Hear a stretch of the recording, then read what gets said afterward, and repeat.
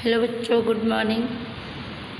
बच्चों, आज मैं आप लोग को सामाजिक विज्ञान का पाठ 19 बाजार आगे का भाग पढ़ाऊंगी। पहले भाग में हम लोगों ने बाजार के विषय में पढ़े थे। बाजार के प्रकार, मोहल्ला बाजार, खुजरी अथवा साप्ताहिक बाजार, शॉपिंग कॉम्प्लेक्स और मॉल, नियंत्रित बाजार, मार्केटिंग यार्ड, ऑनलाइन बाजार, बाजार के आसपास। आगे हम लोग पढ़ते हैं इसका आगे का भाग, बाजार में समानता। हमने अपने आसपास के बाजार के विषय में जाना। कारखाने या खेत में उत्पादित यानी पैदावार माल सामान को बेचने वाले और अंत में उसे खरीदने वाले ग्राहकों के बीच सभी व्यापारी हैं। हमने साप्ताहिक बाजार से मॉल तक की दुकानों और दुकानदारों की जानकारी प्राप्त की। इन दोनों दुकानदारों के बीच एक बड़ा अंतर है। एक कम पैसों से खुला व्यापार करने वाला छोटा दुकानदार है और दूसरा अपने मॉल या कॉम्प्लेक्स में अधिक पूंजी निवेश करने वाला बड़ा दुकानदार है। छोटे दुकानदार बहुत कम लाभ पाते हैं, जबकि बड़े दुकानदार खूब लाभ प्राप्त करते हैं। ऐसे अनेक लोग हैं जो सस्ता मिलने वाले माल सामान भी नहीं खरीद सकते, जबकि कई ऐसे लोग भी होते हैं जो मॉल में मिलती महंगी वस्तुओं की खरीदी करते हैं। इस प्रकार हमारी आर्थिक स्थिति के आधार पर हम किस बाजार के क्रेता हैं यानी खरीदार या विक्रेता बनेंगे या बेचने वाले बनेंगे, यह निश्चित होता है। ग्राहक के रूप में हम अपने आसपास कई बार बड़ी उम्र के लोगों को छोटी बड़ी वस्तुएं बेचते देखते हैं। ऐसे बुजुर्ग पुरुष या महिला की उम्र आराम करने की होने के उपरांत वे गरीबी या मजदूरी के कारण मार्गों के आसपास वस्तुओं की बिक्री करते पाए जाते हैं। ऐसे में हमें दुकान या मॉल से वस्तुएं खरीदने की बजाय ऐसे ज़रूरतमंद व्यक्तियों से वस्तुएं खरीदकर उन्हें सहायक बनना चाहिए। बाजार में समानता के बारे में बताया गया है कि हमने अपने आसपास के बाजार के विषय में पढ़ा और जाना। कारखाने या खेत में उत्पादित माल सामान को बेचने और अंत में उसे खरीदने वाले ग्राहकों के बीच सभी व्यापारी कहलाते हैं। हमने साप्ताहिक बाजार से मॉल तक की दुकानों और दुकानदारों के विषय में जानकारी ली। इन दोनों दुकानदारों के बीच एक बहुत बड़ा अंतर है, भेद है।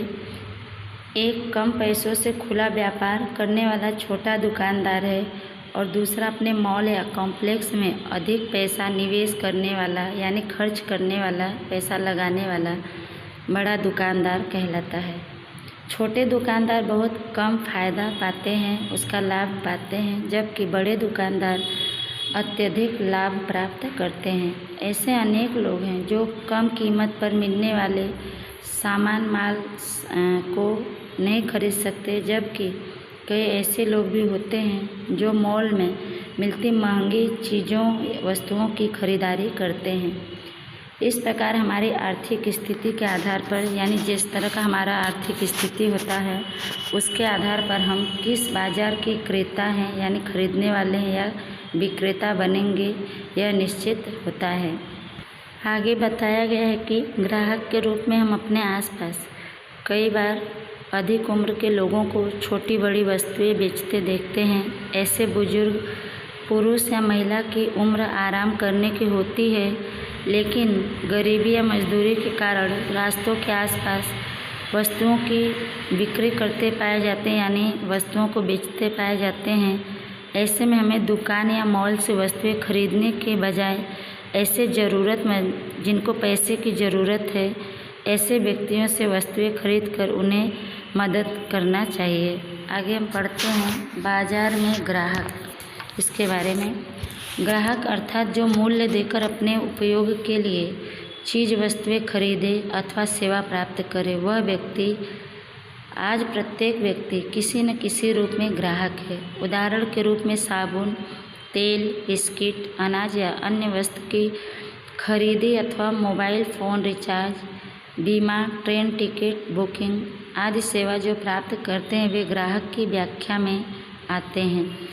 विश्व में सबसे अधिक ग्राहक भारत में हैं। बाजार में ग्राहक के विषय में यहाँ बताया गया है कि ग्राहक मतलब होता है जो मूल्य यानी पैसे चुकाकर कीमत देकर अपनी ज़रूरत की उपयोग की चीज़ वस्तुएं खरीदते हैं अथवा सेवा प्राप्त करते वह व्यक्ति ग्राहक कहलाते हैं।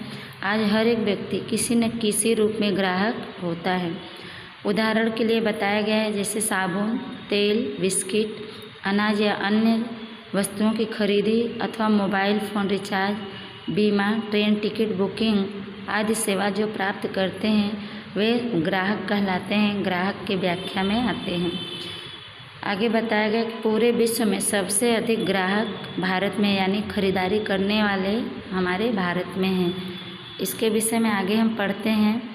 भारत विश्व का सबसे बड़ा बाजार माना जाता है। ग्राहक अपनी दैनिक यानी रोज़ के जीवन की उपयोगी और मौज शौक की वस्तुएं बाजार से खरीदते हैं। ग्राहक के रूप में उन्हें वस्तु की गुणवत्ता, कीमत, वस्तु की पसंदगी और पैसे का पूरा बदला प्राप्त करने का अधिकार है। आगे यहाँ बताया गया है कि भारत विश्व का सबसे बड़ा बाजार माना जाता है। ग्राहक अपनी रोज़मर्रा की चीज़ वस्तुओं को खरीदते हैं जो उनके उपयोगी चीज़ वस्तुएं मौज शौक की वस्तुएं बाजार से खरीदते हैं। ग्राहक के रूप में उन्हें वस्तु की गुणवत्ता, उसकी मूल्य, वस्तु की पसंदगी और पैसे का पूरा बदला प्राप्त करने का अधिकार है। अर्थात जितना पैसा वो चुकाते हैं उस पैसे की अच्छी गुणवत्ता वाली चीज़ वस्तुएं खरीदने का ग्राहक को अधिकार है। आगे हम पढ़ते हैं। यहाँ पे कुछ चिन्ह दिए गए हैं, प्रतीक जो सरकार द्वारा दर्शाया जाता है कि ग्राहक उसमें ठगे ना, उनको सही गुणवत्ता वाली और सही कीमत पे चीज़ें प्राप्त हो सकें। इसके बारे में हम पढ़ते हैं आगे। प्रमाणित चीज़ वस्तुओं का चिन्ह यानी लोगो। ग्राहकों को अच्छी गुणवत्ता वाली वस्तुएं मिलती रहें, इसके लिए सरकार ने विविध यानी अलग अलग वस्तुओं के मापदंड निश्चित किए हैं। विशेष चिन्ह यानी मार्क वाली वस्तुओं की बिक्री की जाती है। गृह उपयोग की और बिजली से चलने वाली वस्तुओं के लिए ISI, सोने चांदी के लिए हॉलमार्क, ऊन की बनावट के लिए वुल मार्क, खाद्य पदार्थ यानी खाने वाली वस्तुओं के लिए एग मार्क तथा FSSAI आदि चिन्ह लगाए जाते हैं, जिसके आधार पर ग्राहक अच्छी गुणवत्ता वाली चीज़ वस्तुएं खरीद सकते हैं। इसी तरह शाकाहारी खाद्य सामग्री पर हरा रंग का गोल चिन्ह और मांसाहारी खाने वाले सामान पर लाल रंग का चिन्ह लगाया जाता है। बच्चों यहाँ बताया गया है कि प्रमाणित यानी अच्छी गुणवत्ता वाली चीज़ है, इसको प्रमाणित करने के लिए चीज़ वस्तुओं पर सरकार द्वारा चिन्ह लगाया जाता है। ग्राहकों को अच्छी गुणवत्ता वाली, अच्छे गुणों वाली चीज़ वस्तुएं मिलती रहें, इसके लिए सरकार ने अलग अलग तरह की वस्तुओं के मापदंड निश्चित किए हैं। खास चिन्ह यानी मार्क वाली वस्तुओं की बिक्री की जाती है। घर में उपयोग की और बिजली से चलने वाली वस्तुओं के लिए ISI की मार्क होते हैं। सोने चांदी के लिए हॉलमार्क का चिन्ह लगाया जाता है। ऊन की बनावट के लिए वूल मार्क चिन्ह लगाया जाता है। खाने के योग्य सामान के लिए एग मार्क तथा FSSAI आदि चिन्ह लगाए जाते हैं, जिसके आधार पर ग्राहक अच्छी गुणवत्ता वाली अच्छी चीज़ वस्तुएं खरीद सकते हैं, उसको पहचान कर, चिन्ह को देखकर। इसी तरह शाकाहारी खाद्य सामग्री पर हरे रंग का गोल का चिन्ह होता है और मांसाहारी खाद्य सामग्री पर लाल रंग का चिन्ह लगाया जाता है। आगे इसके बारे में पढ़ते हैं। ग्राहक के अधिकार और कर्तव्य। ग्राहक का क्या अधिकार है और उसके कर्तव्य क्या बनते हैं, इसके बारे में पढ़ेंगे और जानेंगे। बाजार में समान लक्षणों वाली अनेक ब्रांड की असंख्य वस्तुएं मिलती हैं। ग्राहक को उनकी संपूर्ण जानकारी या ज्ञान नहीं होता है। उत्पादक और ग्राहकों के बीच अनेक बिचौलिए होने से ग्राहक का शोषण होने लगा है, यानी ग्राहकों के साथ अन्याय होने लगा है। ग्राहकों को शोषण से बचाने के लिए ग्राहक सुरक्षा का कानून लागू है। ग्राहक वर्तमान बाजार व्यवस्था के कारण वस्तु की गुणवत्ता, पूर्ति, कीमत और सेवा जैसी प्रत्येक बात में ठगा जाता है। ग्राहक चीज़ अथवा सेवा के संबंध में अपना अधिकार प्राप्त कर सके, ऐसे उद्देश्य के साथ सरकार द्वारा संसद में कानून पास करके ग्राहक सुरक्षा अधिनियम 1986 बनाया गया है। इस कानून के आधार पर ग्राहक को निम्नलिखित 6 अधिकार मिलते हैं। ग्राहक के अधिकार और कर्तव्य के बारे में यहाँ पर बताया गया है कि बाजार में समान लक्षणों वाले यानी समान गुणों वाले अनेक ब्रांड की असंख्य यानी अनेक संख्या में वस्तुएं मिलती हैं। ग्राहक को उनकी संपूर्ण पूरी तरह से जानकारी या उनके विषय में ज्ञान नहीं होता है। उत्पादक यानी जो पैदा करते हैं, सामान चीज़ बनाते हैं या खेतों में पैदा करते हैं, और ग्राहकों के बीच अनेक बिचौलिए होने से ग्राहक का शोषण होता है, ग्राहकों के साथ अन्याय होता है। बिचौलिया मतलब जहाँ से उत्पादन होता है उसको खरीदने वाले और ग्राहकों को बेचने वाले। ग्राहकों को के साथ अन्याय न हो और उन्हें बचाने के लिए ग्राहक सुरक्षा कानून लागू किया गया है। ग्राहक अभी के समय के बाजार व्यवस्था के कारण वस्तु की गुणवत्ता, उसकी पूर्ति, कीमत यानी मूल्य और सेवा जैसी प्रत्येक बात में ठगा जाता है। उसे उसके विषय में जानकारी न होने से दुकानदार, बेचने वाले विक्रेता जो होते हैं ग्राहकों को ठग लेते हैं। अधिक मूल्य पर खराब गुणवत्ता वाले सामान दे देते हैं, कीमत अधिक ले लेते हैं, जिससे ग्राहक ठग जाते हैं। ग्राहक भी चीज़ अथवा सेवा के विषय में अपना अधिकार प्राप्त कर सके, ऐसे उद्देश्य के साथ भारत सरकार द्वारा संसद में कानून पास करके ग्राहक सुरक्षा अधिनियम 1986 बनाया गया है। इस कानून के आधार पर ग्राहक को निम्नलिखित 6 अधिकार मिलते हैं। पहला है सुरक्षा का अधिकार। इसके विषय में हम पढ़ेंगे। व्यक्ति के जीवन तथा स्वास्थ्य के लिए नुकसानदायक उत्पादों और सेवाओं के संबंध में संपूर्ण सुरक्षा का अधिकार, अर्थात आप कोई भी वस्तु या सेवा खरीदते हो तो उसका उपयोग करने के बाद लंबे समय में भी आपके स्वास्थ्य या जीवन को कोई नुकसान हो तो आप ग्राहक सुरक्षा कानून के तहत शिकायत कर सकते हैं। सुरक्षा का अधिकार के विषय में बताया गया है कि व्यक्ति के जीवन तथा उसके स्वास्थ्य के लिए नुकसानदायक यानी नुकसान पहुंचाने वाले उत्पादों और सेवाओं के विषय में पूरी सुरक्षा का अधिकार, अर्थात आप कोई भी वस्तु या सेवा खरीदते हो तो उसका उपयोग करने के बाद लंबे समय में भी आपके स्वास्थ्य या जीवन को किसी तरह का नुकसान हो तो आप ग्राहक सुरक्षा कानून के अनुसार उसकी शिकायत कर सकते हैं। आगे हम पढ़ते हैं सूचना प्राप्त करने का अधिकार। इसके विषय में पढ़ेंगे। चीज़, वस्तु या सेवा पसंद करने के लिए वस्तु संबंधी जरूरी संपूर्ण जानकारी प्राप्त करना ग्राहक का अधिकार है। सूचना प्राप्त करने का अधिकार के बारे में बताया गया है कि चीज़, वस्तु या सेवा पसंद करने के लिए वस्तु से जुड़ी सभी जानकारी प्राप्त करने का ग्राहक को अधिकार है। पसंदगी करने का अधिकार। पसंद करने का भी अधिकार ग्राहक को है। चीज़ वस्तुओं का विविध प्रकार की अनेक वस्तुओं में से ग्राहक को अपने अनुकूल यानी जो चीज़ उसको चाहिए उसके अनुसार वस्तु पसंद करने का उसे अधिकार है। प्रस्तुतिकरण का अधिकार। ग्राहक के अधिकार और हितों के रक्षण के लिए ग्राहक सुरक्षा मंडल में उसका उचित शिकायत का अधिकार है। आगे इसमें बताया गया है कि ग्राहक के अधिकार और उसकी भलाई की सुरक्षा के लिए ग्राहक सुरक्षा मंडल में उसका उचित शिकायत करने का भी उसे अधिकार है। शिकायत निवारण का अधिकार। शिकायत करने पर उसके निवारण का अधिकार मिला है। कमी युक्त माल यानी जो चीज़ हम खरीद रहे हैं उसमें किसी तरह का कमी है, अच्छा वस्तु चीज़ नहीं है। क्षति युक्त यानी उसमें कुछ नुकसान है, खराबी है। सेवा या धोखाधड़ी की शिकायत से उपभोक्ता को हुए नुकसान का बदला प्राप्त करने का अधिकार है। उसके बदले कीमत मिले उसका या तो दूसरी चीज़ वस्तुएं उसको मिले, उसका भी अधिकार ग्राहक को है। ग्राहक शिक्षण प्राप्त करने का अधिकार।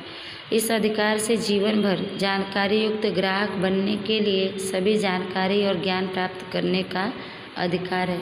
ग्राहक शिक्षण प्राप्त करने का अधिकार के विषय में यह बताया गया है कि इस अधिकार से जीवन भर जानकारी युक्त यानी जानकारी से भरे ग्राहक बनने के लिए सभी जानकारी और ज्ञान प्राप्त करने का अधिकार है। आगे हम पढ़ेंगे ग्राहक के कर्तव्य के बारे में। हम पढ़ेंगे आगे। ग्राहक शिक्षण से ग्राहक धोखाधड़ी से बच सकता है। खरीदी करते समय कुछ बातों के संबंध में यानी विषय में सावधानी भी ग्राहक का कर्तव्य बनता है, जो निम्नानुसार है। किसी वस्तु को खरीदते समय जीएसटी वाले बिल को लेकर खरीदें तथा उसे लंबे समय तक संभाल कर रखें। बड़ी खरीदी में तथा विशेषकर इलेक्ट्रॉनिक वस्तुएं ISI मार्क की ही खरीदी करनी चाहिए।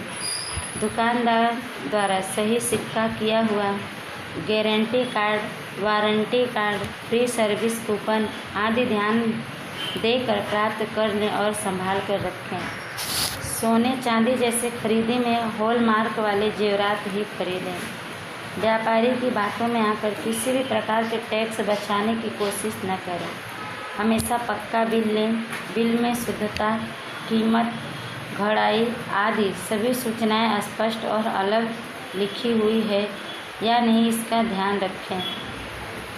खाद्य पदार्थ एक मार्क FSSAI लोगों वाले ही खरीदने चाहिए।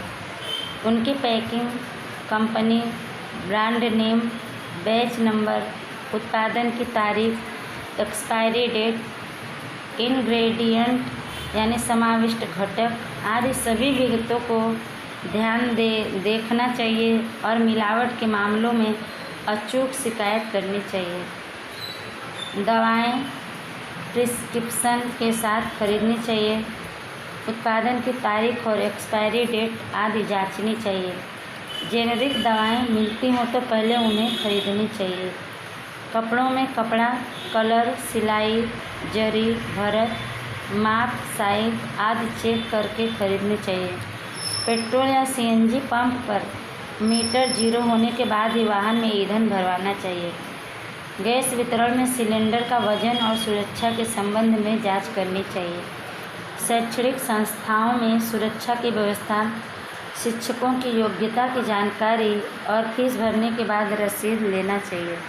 ग्राहक के कर्तव्य के बारे में यहाँ बताया गया है कि ग्राहक शिक्षण से ग्राहक धोखाधड़ी से बच सकता है, ठगी से बच सकता है। खरीदी करते समय कुछ बातों के विषय में सावधानी यानी सतर्कता भी ग्राहक का कर्तव्य बनता है। यहाँ पे उनके बारे में लिखा गया है, बताया गया है कि किसी भी वस्तु को खरीदते समय GST वाले बिल को लेकर खरीदें तथा उसे लंबे समय तक संभाल कर रखें। बड़ी खरीदी में तथा खासकर इलेक्ट्रॉनिक वस्तुएं ISI मार्क यानी चिन्ह को देखकर ही खरीदना चाहिए। दुकानदार द्वारा सही सिक्का किया हुआ guarantee card, warranty card, free service coupon आदि ध्यान देकर उसे ले लेना चाहिए और उसे संभाल कर रखना चाहिए। आगे बताया गया कि सोने चांदी जैसे खरीदी में हॉलमार्क वाले जेवरात यानी गहने ही खरीदें। व्यापारी की बातों में आकर किसी भी प्रकार के टैक्स से बचने की कोशिश न करें। किसी भी टैक्स को बचाने की कोशिश न करें। हमेशा पक्का बिल लें। बिल में शुद्धता, कीमत यानी मूल्य, घड़ाई आदि सभी सूचनाएं स्पष्ट यानी साफ और अलग लिखी हुई हों या नहीं, इसका ध्यान रखना चाहिए। खाद्य पदार्थ यानी खाने वाले पदार्थों में एक मार्क FSSAI लोगो वाले ही खरीदने चाहिए। उनकी पैकिंग, कंपनी, ब्रांड नेम यानी ब्रांड के नाम, बैच नंबर, उत्पादन की तारीख यानी उत्पादन यानी जिस दिन उसको तैयार किया गया, उसकी तारीख, एक्सपायरी डेट यानी उसका समाप्त होने का समय, इंग्रेडिएंट यानी समाविष्ट घटक आदि सभी विगतों को ध्यान में रखना चाहिए और मिलावट के मामलों में अचूक का मतलब होता है न चूकने वाली शिकायत करनी चाहिए। दवाएं प्रिस्क्रिप्शन के साथ खरीदनी चाहिए। उत्पादन की तारीख और एक्सपायरी डेट आदि जांचनी चाहिए। जेनेरिक दवाएं मिलती हो तो पहले उन्हें खरीदनी चाहिए। आगे बताया गया है कि कपड़ों में कपड़ा, कलर, सिलाई, जरी, भरत, माप, साइज आदि हमें चेक करके खरीदनी चाहिए। पेट्रोल या CNG पंप पर मीटर जीरो होने के बाद ही हमें अपनी गाड़ी में ईंधन भरवाना चाहिए। पेट्रोल हो या गैस लेना चाहिए। गैस वितरण में सिलेंडर का वजन और सुरक्षा के विषय में हमें जांच कर लेनी चाहिए।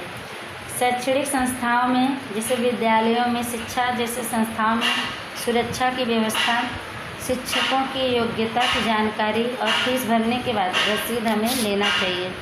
आगे पढ़ते हैं। जीवन बीमा पॉलिसी या वाहन बीमा के संयोगों में पॉलिसी की शर्तें समझकर असली पॉलिसी का दस्तावेज जरूर प्राप्त कर लें। अनावश्यक और गलत खरीदी से बचें। सेल, भेंट, कूपन, इनामी योजना आदि लुभावनों विज्ञापनों से बचें और यदि ठगे गए हो तो समाचार पत्रों द्वारा उसकी जानकारी दूसरों को देनी चाहिए जिससे वे ठगे जाने से बच सके। आगे ग्राहक के कर्तव्य के बारे में बताया गया है कि जीवन बीमा पॉलिसी या वाहन बीमा यानी गाड़ी बीमा के संयोगों में परिस्थितियों में पॉलिसी की शर्तें समझकर असली पॉलिसी का दस्तावेज यानी कागज़ अवश्य ले लेना चाहिए। अनावश्यक यानी बिना मतलब के और गलत खरीदी से बचना चाहिए। सेल, भेंट, कूपन, इनामी योजना आदि लुभाने वाले विज्ञापनों से बचना चाहिए और यदि हम ठगे गए हों ऐसे विज्ञापन से खरीदी करके तो उसकी सूचना समाचार पत्रों द्वारा दूसरों को देना चाहिए जिससे वे ठगे से बचे जा सकते हैं। आगे है इतना जानिए। भारत सरकार ने 15 मार्च को विश्व ग्राहक दिवस और 24 दिसंबर को राष्ट्रीय ग्राहक दिवस अधिकार के रूप में मनाने का निश्चय किया गया है। ग्राहकों की शिकायतों का तीव्र यानी तेज गति और बिना किसी खर्च के निवारण यानी उसके हल करने के लिए प्रत्येक जिले, राज्य और राष्ट्रीय स्तर पर ग्राहक सुरक्षा मंडल और ग्राहक अदालतों की रचना की गई है। ग्राहक सुरक्षा की शिकायतों के लिए ग्राहक हेल्पलाइन टोल फ्री नंबर 1800-233-0222। आगे हम इसके बारे में पढ़ेंगे। उत्पादन से बाजार तक की यात्रा, इसके बारे में हमने बाजार के प्रकार और अपने आसपास के बाजार के विषय में अध्ययन किया, उसके विषय में जानकारी लिए। हमारे आसपास की अनेक प्रक्रियाएं बाजार व्यवस्था पर प्रभाव यानी असर डालती हैं। प्रत्येक व्यक्ति अपनी आवश्यकताओं की वस्तुएं खरीद कर बाजार व्यवस्था को चालक बल यानी शक्ति प्रदान करता है। अब हम शर्ट और पैंट बनाने में उपयोग में आने वाले कपड़े की बात करके बाजार की विशेष जानकारी प्राप्त करेंगे। आप सभी जानते हैं कि कपड़ा बनाने के लिए कपास कच्चा माल है। कपास की बुआई से शुरू करके शर्ट पैंट की बिक्री तक बाजार की श्रृंखला एक दूसरे से किस तरह जुड़ी है यह जानें। सौराष्ट्र के रामपुर गांव में मगन भाई के पास 5 हेक्टेयर ज़मीन है। उसने अपने खेत में खरीफ की फसल की बुआई करने हेतु कपास के बीज की बिक्री करने वाली दुकान से कपास के प्रमाणित किए हुए बीज खरीदे। जून महीने में बरसात आए उससे पहले ही हल चलाकर तैयार रखे अपने खेत में कपास की बुआई कर दी। प्रथम बरसात बोने लायक होने से 2-4 दिनों में ज़मीन में से कपास के अंकुर फूटकर बाहर आ गए। बरसात के कारण कपास के साथ खरपतवार भी उग जाते हैं। कपास के पौधों के पास से खरपतवार दूर करके खेत एकदम खरपतवार मुक्त कर दिया। खेत में आड़ी तिरछी मेड़ करके 2-3 अच्छी बरसात के साथ रासायनिक खाद भी छिड़क दिया। नवरात्रि आने तक तो आपके सिर तक पहुँचे ऐसा कपास खेतों में लहराने लगा। फूल खिलकर उसमें बड़ी बड़ी गांठें भी आ गई थीं और अब गांठों में सफ़ेद कपास बाहर दिखने लगी। अर्थात मगन भाई मजदूरों से यह कपास बिनवा कर बोझ बांध कर अपने घर में रखने लगे। उत्पादन से बाजार तक की यात्रा यानी सफ़र के बारे में यहाँ बताया गया है कि हमने बाजार के प्रकार और अपने आसपास के बाजार के विषय में पढ़ा और जानकारी ली। हमारे आसपास की अनेक प्रक्रियाएं बाजार व्यवस्था पर अपना असर डालती हैं। हर एक व्यक्ति अपनी ज़रूरत की वस्तुएं खरीद कर बाजार व्यवस्था को चालक यानी उसमें शक्ति प्रदान करता है। बाजार खरीदारी की वजह से चलता रहता है। अब हम शर्ट और पैंट बनाने में उपयोग होने वाले कपड़े की बात करेंगे। बाजार की खास जानकारी प्राप्त करेंगे। आगे बताया गया कि आप सभी जानते हैं कि कपड़ा बनाने के लिए कपास कच्चा माल के रूप में है। कपास की बुआई से शुरू करके शर्ट पैंट की बिक्री तक यानी बेचने तक बाजार की श्रृंखला एक दूसरे से किस तरह जुड़ी हुई हैं यह जानें। आगे एक उदाहरण के रूप में बताया गया है कि सौराष्ट्र के रामपुर गांव में मगन भाई के पास 5 हेक्टेयर ज़मीन है। उसने अपने खेत में खरीफ की फसल की बुआई करने के लिए कपास के बीज की बिक्री करने वाले दुकान से कपास के प्रमाणित यानी अच्छे बीज के रूप में प्रमाणित किए हुए बीज खरीदे। जून महीने में बरसात आई, बारिश हुए उससे पहले ही वह हल चलाकर तैयार रखे अपने खेत में कपास की बुआई कर दी। पहली बरसात बोने लायक होने से 2-4 दिनों में ज़मीन में से कपास के अंकुर यानी बीज फूट कर बाहर आ गए। बरसात के कारण कपास के साथ जो दूसरे अन्य घास होते हैं उन्हें खरपतवार कहते हैं, वो भी उग आते हैं। कपास के पौधे के पास से खरपतवार या दूर करके यानी दूसरे अन्य जो छोटे छोटे घास होते हैं उनको उखाड़ करके खेत एकदम साफ सुथरा कर देते हैं, खरपतवार मुक्त कर देते हैं। खेत में आड़ी तिरछी मेड़ करके 2-3 अच्छी बरसात के साथ रासायनिक खाद भी खेत में छिड़क देते हैं। नवरात्रि आने तक कपास जो है बढ़कर आपके सिर तक पहुंच जाता है और लहराने लगता है खेतों में। फूल खिलकर उसमें बड़ी बड़ी गांठें भी बन जाती हैं और गांठों में से सफ़ेद कपास बाहर दिखने लगी। अर्थात मगन भाई मजदूरों से यह कपास बिनवा कर यानी तुड़वा कर बोझ बांधकर अपने घर में रखने लगे। आगे पढ़ते हैं।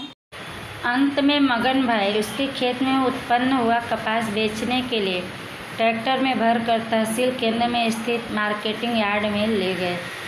और आगे करें कि कपास को घर पे पहुंचाने के बाद अंत में मगन भाई उसके खेत में पैदा हुए कपास को बेचने के लिए ट्रैक्टर में लाद कर भरकर तहसील केंद्र में बनाए गए मार्केटिंग यार्ड में ले गए।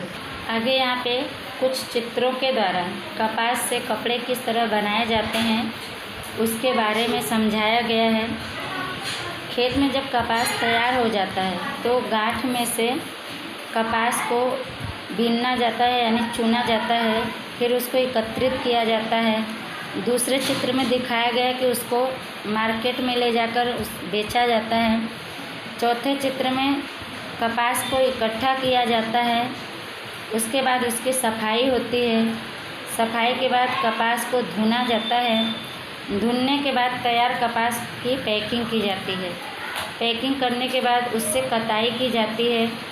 कताई से जो धागे बनते हैं उससे बुनाई की जाती है। बुनाई के बाद उन कपड़ों की रंगाई होती है।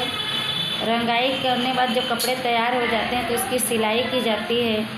सिलाई करके कपड़े तैयार करने पर उसको फुटकर बिक्री के रूप में बेचा जाता है।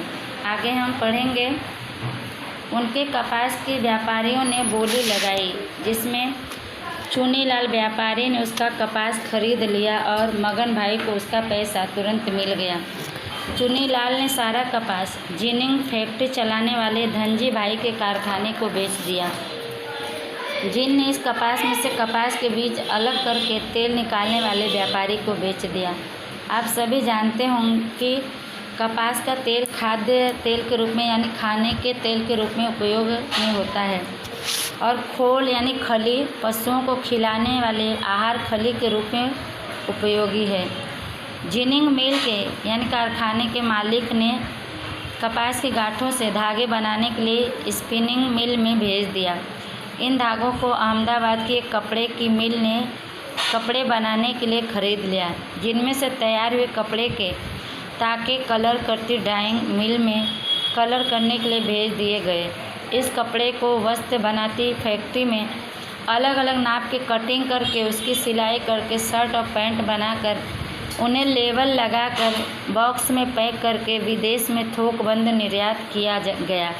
निर्यात करने का मतलब होता है दूसरे देशों में भेजना और बाज़ार में भी बेचा गया। हमारे शहर के शोरूम के व्यापारी ये पैंट शर्ट खरीद लाते हैं, उनसे हम पैंट शर्ट खरीदते हैं। कपास में से पैंट और शर्ट बनाने तक का सफ़र यानी यात्रा हमने देखा। कच्चे माल से तैयार होकर वस्तु किनारे सारे लोगों, किसान, उत्पादक, व्यापारी, परिवहन सेवा से गुजरकर ग्राहक तक पहुंचती है और उसमें जुड़े प्रत्येक व्यक्ति को थोड़ा बहुत लाभ मिलता है। हम दैनिक उपयोगी चीज़ वस्तुएं बाज़ार से प्राप्त करते हैं। यह बाज़ार कई लोगों को रोजगार देता है, काम देता है। सड़क मार्ग, परिवहन, बैंकिंग और संचार की सुविधाओं के कारण बाज़ार व्यवस्था में क्रांति आई है। विश्व के देश परस्पर व्यापार द्वारा जुड़े हैं। हमारे आसपास के बाज़ार और ऑनलाइन बाज़ार द्वारा हम वैश्विक बाज़ार के साथ जुड़े रहते हैं। इस प्रकार वर्तमान समय में समग्र विश्व एक बाज़ार है। यहाँ पर बताया गया है कि उनके कपास की व्यापारियों ने बोली लगाई, जिसमें चुन्नीलाल व्यापारी ने उसका कपास खरीद लिया और मगन भाई को उसका पैसा तुरंत मिल गया। चुन्नीलाल ने सारा कपास जिनिंग फैक्ट्री चलाने वाले धनजी भाई के कारखाने को बेच दिया। जिन ने इस कपास में से कपास के बीज अलग करके तेल निकालने वाले व्यापारी को बीज बेच दिए। आगे कह रहे हैं कि आप जानते हो कि कपास का तेल खाद्य तेल यानी खाने वाले तेल के रूप में प्रयोग किया जाता है और उसका जो खली होता है वो पशुओं को खिलाने के रूप में उपयोग होता है। जिनिंग मिल के कारखाने के मालिक ने कपास की गांठों से धागे बनाने के लिए स्पिनिंग मिल में भेज दिया। इन धागों को अहमदाबाद की एक कपड़े की मिल ने कपड़े बनाने के लिए खरीद लिया, जिनमें से तैयार हुए कपड़े के ताके कलर करती डाइंग मिल में कलर करने के लिए भेज दिए गए। इस कपड़े को वस्त्र बनाती यानी कपड़े बनाती फैक्ट्री में अलग अलग नाप की कटिंग करके उसकी सिलाई करके शर्ट और पैंट बनाकर उन्हें लेबल लगाकर बॉक्स में पैक करके विदेश में इकट्ठा थोकबंद यानी बहुत अधिक माल में एकत्रित करके निर्यात किया जाता है, भेजा जाता है और बाज़ार में भी इसे बेचा जाता है। हमारे शहर के शोरूम के व्यापारी ये पैंट शर्ट खरीद लाते हैं और उनसे ही हम लोग पैंट शर्ट खरीदते हैं। आगे बताया गया है कि कपास में से पैंट और शर्ट बनाने तक का जो सफ़र है उसको हमने देखा।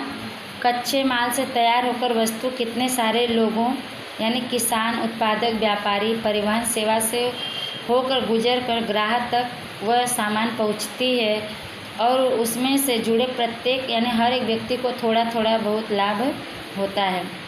हम दैनिक यानी रोज़ उपयोग में आने वाली चीज़ वस्तुओं को बाज़ार से खरीद लाते हैं, प्राप्त करते हैं। यह बाज़ार कई लोगों को रोजगार देता है, काम देता है। सड़क मार्ग, परिवहन, बैंकिंग और संचार की सुविधाओं के कारण बाज़ार व्यवस्था में क्रांति आई यानी रफ्तार पकड़ा बाज़ार व्यवस्था। विश्व के देश परस्पर यानी लगातार व्यापार द्वारा जुड़े हुए हैं। हमारे आसपास के बाज़ार और ऑनलाइन बाज़ार द्वारा हम वैश्विक बाज़ार यानी विश्व के बाज़ार के साथ जुड़े रहते हैं। इस प्रकार अभी के समय में वर्तमान यानी अभी के समय में पूरा विश्व समग्र यानी पूरा विश्व एक बाज़ार है। बच्चों, यह पाठ आपका समाप्त हुआ। आपका द्वितीय सत्र का पाठ पूरा हो गया।